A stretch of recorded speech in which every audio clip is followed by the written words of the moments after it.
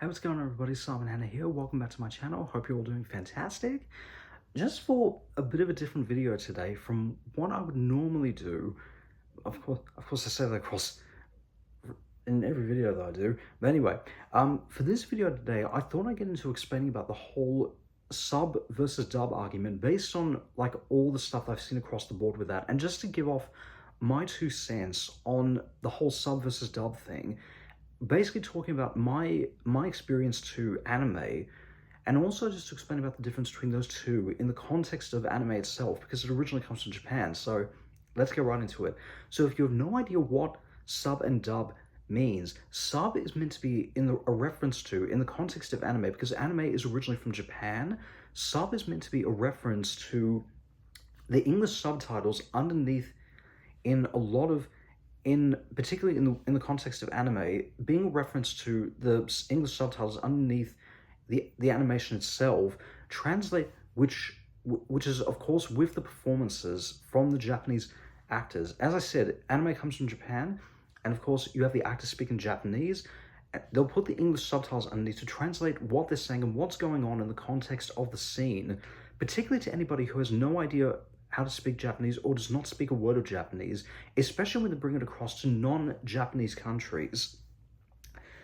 On the other side of that equation, with dubbing, is when they'll take anime or anime that's brought across to like non-Japanese countries, particularly in the case of America, they'll translate a lot of the stuff into English through the use of voice actors, and obviously having a voice director and scriptwriter in charge to translate a lot of the stuff to English speakers, depending on the dubbing company that's got access to the animes themselves.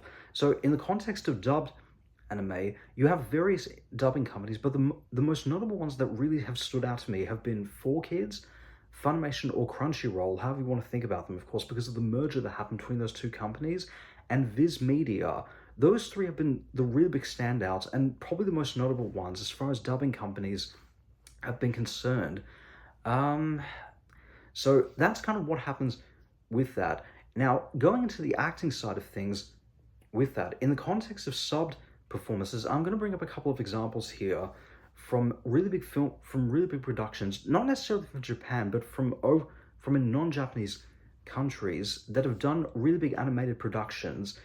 Subbed is usually what ends up happening is they'll either have like one actor voicing that particular character that they've auditioned for in the context of whatever series they're working on, or they'll have more than one actor in the recording studio at the same time voicing their specific characters together, or as though they're like as though they're just playing off of one another. As you see with like a lot of behind the scenes work, whether it's been Toy Story, it's been Kung Fu Panda, any of that sort of stuff, where they'll have the actors playing off of one another when they've got more than one character on the same screen together, or their characters on screen together at the same time. Now, in the context of dub, that's where it gets a little bit different, though, because that's where they'll have just the one actor, like, voicing their particular character for whatever part they're working on, and usually, and for the most part, it'll be completely, actually almost all the time, I think, it'll be completely out of context, so they won't have any idea where they are in terms of the story, and even with another character on screen, they're just voicing the lines for their specific character that they've either auditioned for, or they've been brought in to voice that character. So basically, long story short on that, they'll have the actor in the recording studio by themselves recording the lines for the character. They'll have the voice director, essentially in the same way you have like a normal director on a production, just there to kind of translate like ideas, the way the actors perform certain ways to do that, because you only have a short amount of time to record like that performance, because with dub actors, they don't really have the amount of time to do research in the way that they have through other productions as a regular actor, or in like Western animation, for instance.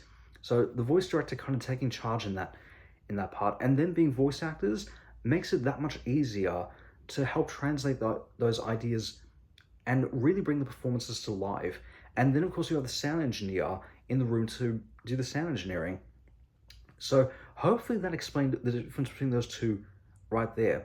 Just to give off like my 2 cents on that, like obviously I love both subbed and dubbed anime for completely different reasons, But for the most part, I've often been like a more of a dubbed watcher, as my first exposure to dubbed and really to anime just in general came from the Pokemon series.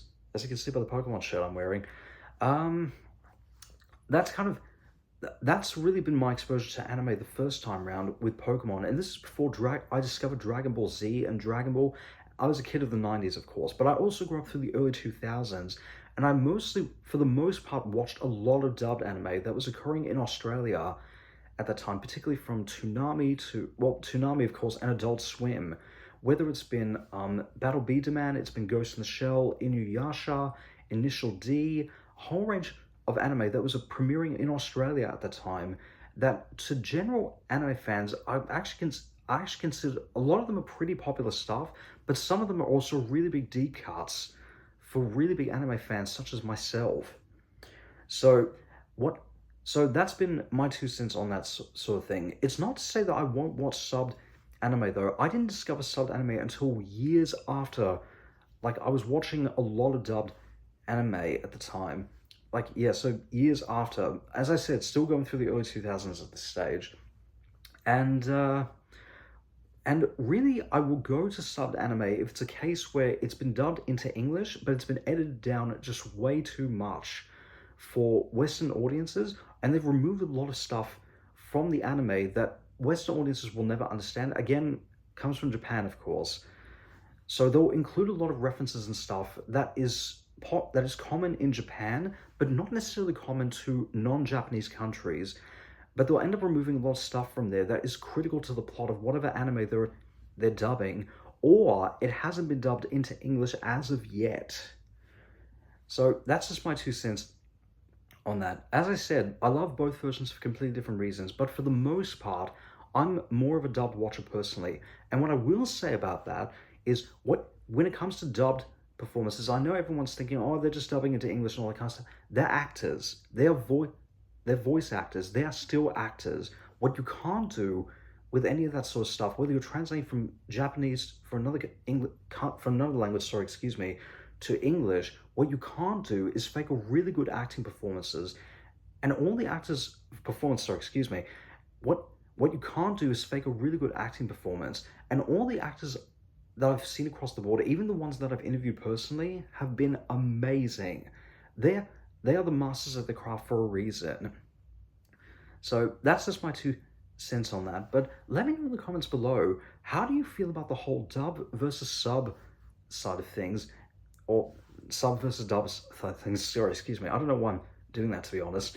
But how do you feel about that? What was your exposure to anime? Was it like Japanese dubbed, or was it English dubbed that you watched? And what was your favorite anime that you've watched of all time? And whether it's been subbed or dubbed, and which do you prefer out of the two of them? As I said, I love both versions for completely different reasons, but for the most part, as I said, very, very much a dubbed watcher.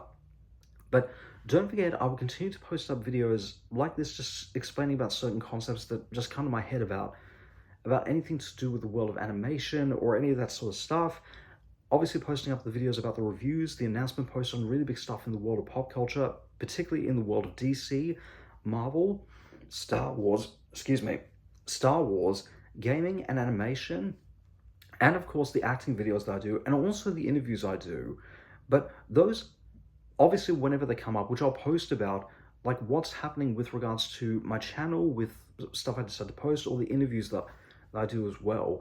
And also don't forget to like and subscribe. Don't forget to comment below, and don't forget to check out the links like on my channel as well. And just before I forget, I'd like to send out my thoughts and prayers to everyone in LA right now that is struggling with the fires in LA right now. It is absolutely devastating.